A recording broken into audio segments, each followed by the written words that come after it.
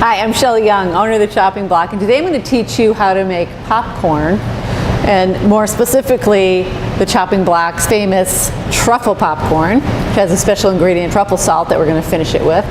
But consider this just a technique in making popcorn to begin with. So I do think it's a little bit challenging to use a recipe when talking about popcorn, because it does depend on your pot, the variables. So I'm going to speak more to the pot than the recipe.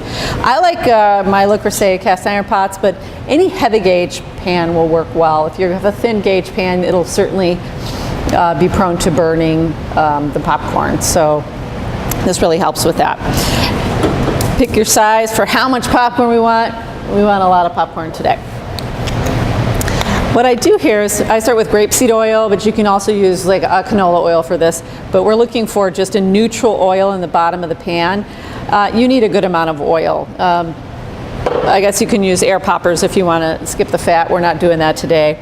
But what I need is a layer of oil that's really coating the bottom, that will hit every kernel, because the oil is going to be what makes that, in part, the popcorn pop.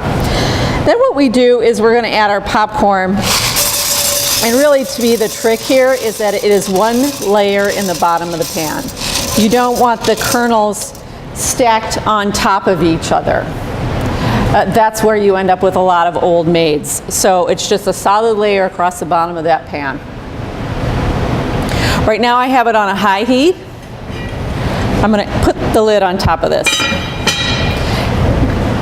And then what we're going to do is, as soon as this starts popping, I'm going to turn the heat down more to a moderate heat, and I'm going to shake this popcorn and move it around, just trying to make sure that those kernels are all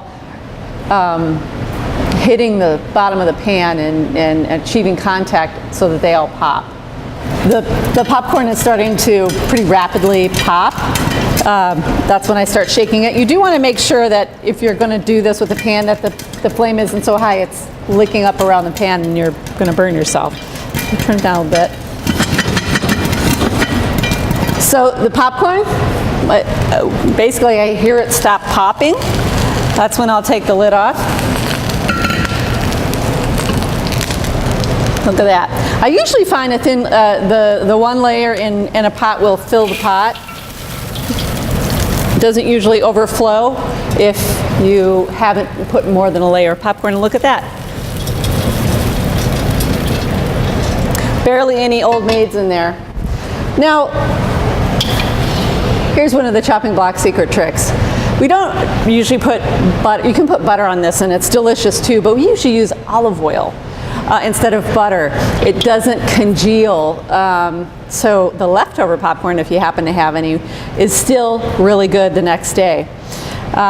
We do a little drizzle. This is a Frontoya olive oil, a nice Sicilian olive oil. You can use whatever you want, or again, you can use butter. We'll start with a few tablespoons. This is a truffle salt. A little goes a long way. It's a really easy way to use truffles or get a truffle flavor. You just regular salt if you don't want to use or don't have truffle salt. Kind of oil it and salt it to your taste.